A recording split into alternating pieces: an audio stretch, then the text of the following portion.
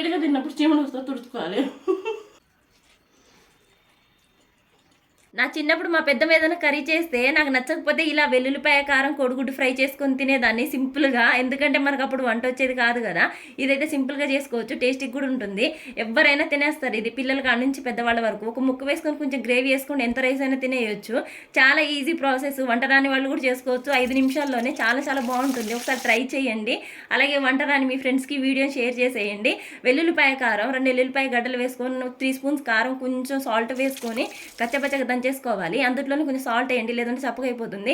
అలా ముక్కలు చేసుకునే ఎగ్స్ని కొంచెం కరివేపాకు జీలకర్ర వేసి కొంచెం ఆయిల్లో ఫ్రై చేసి మనం ఏదైతే ప్రిపేర్ చేసుకున్న మసాలా వేసి కొంచెం సాల్ట్ వేయండి.